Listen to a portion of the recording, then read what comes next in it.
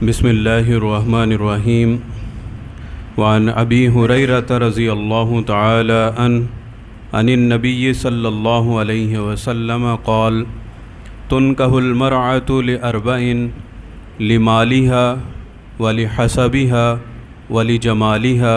ولدینها فاظفر بذات الدین تربت یداک متفق علیہ۔ حضرت ابو ہریرہ رضی اللہ تعالیٰ عنہ سے روایت ہے کہ رسول اللہ صلی اللہ علیہ وسلم نے ارشاد فرمایا کہ عورت سے نکاح 4 چیزوں کی وجہ سے کیا جاتا ہے، اس کے مال کی وجہ سے اور اس کے حسب کی وجہ سے اور اس کی خوبصورتی کی وجہ سے اور اس کے دین کی وجہ سے، پس تو دین والی کو اختیار کر کے کامیاب ہو جا، تیرے ہاتھ خاک آلود ہوں۔ تو اس حدیث مبارکہ میں حضور نبی کریم صلی اللہ علیہ وسلم نکاح کے موقع پر انسان کے پاس جو آپشن ہوتے ہیں ان میں سے ترجیحات کے اعتبار سے ایک صفت کو حضور نبی کریم صلی اللہ علیہ وسلم نے ترجیح دی ہے۔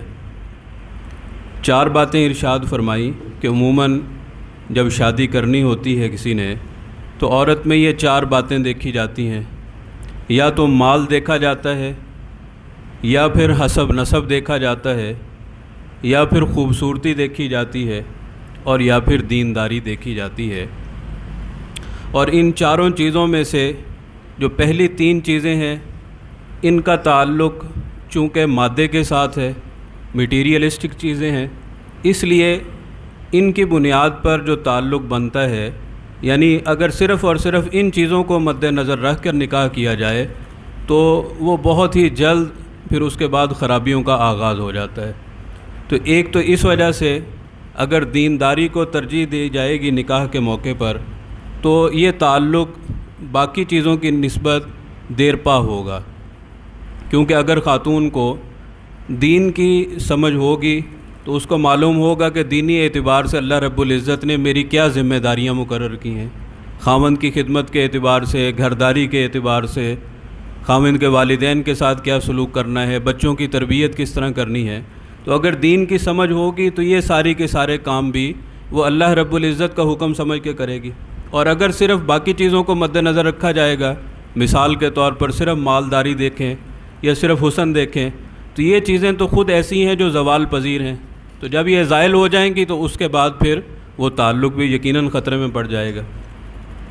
اور دوسری جو اہم وجہ ہے، حضور نبی کریم صلی اللہ علیہ وسلم نے جو ارشاد فرمایا کہ دینداری والی خاتون کو ترجیح دو، تو اس کی وجہ یہ ہے کہ احادیث مبارکہ سے یہ معلوم ہوتا ہے کہ اچھی صحبت یہ بہت زیادہ ضروری ہے۔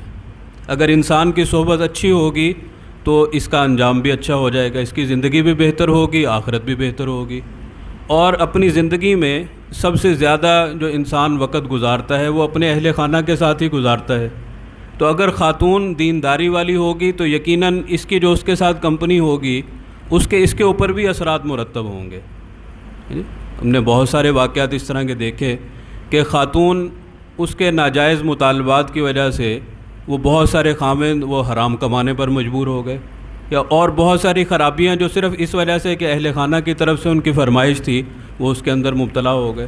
تو اگر خاتون میں دینداری ہوگی تو اس خاوند کے اندر بھی دینداری کے اندر اضافہ ہوگا۔ ایسی مثالیں بھی موجود ہیں کہ بیوی نیک صفت ملی اور خاوند کی زندگی کسی غلط رخ کے اوپر تھی، اب اس خاتون کی دینداری کی وجہ سے، اللہ رب العزت سے مانگنے کی وجہ سے، اس کے اوپر محنت کرنے کی وجہ سے اس خاوند کی زندگی بھی بالکل تبدیل ہوگی، یہ بھی دین کے اوپر آ گیا۔ ایسی مثالیں بھی بہت ساری موجود ہیں۔ تو چونکہ یہ ہر وقت کا ساتھ ہے اس لیے یہ خاتون کی دینداری خاوند کے اوپر بھی اثر انداز ہوگی، اور اس کے بعد اس سے بھی جو اس کی اہم ذمہ داری ہے اگلی نسل کی تیاری، بچوں کی تربیت، اس کے اوپر بھی اثر انداز ہوگی۔ اگر خود اس کو دین کی سمجھ ہوگی تو جو بچے ہیں ان کو بھی دین کے اوپر وہ لے کے آئے گی۔ تو اس لیے جب بھی ایسا موقع آئے، خاص طور پر جو ہمارے نوجوان ساتھی ہیں، تو جب آپ کے پاس اور بہت ساری چیزیں آپ دیکھ رہے ہوں کہ یہ رشتہ کرتے وقت یہ میری شرائط ہیں، تو حضور نبی کریم صلی اللہ علیہ وسلم کی اس نصیحت کے مطابق جو دینداری ہے اس کو اپنی پریورٹیز میں سب سے اوپر رکھیں، تو پھر انشاءاللہ زندگی جو دنیا کی زندگی ہے یہ بھی بہت زیادہ پرسکون گزرے گی اور آخرت کی زندگی بھی انشاءاللہ اس کی وجہ سے بہتر ہوگی. تو اللہ رب العزت اس کی سمجھ ہمیں عطا فرمائے.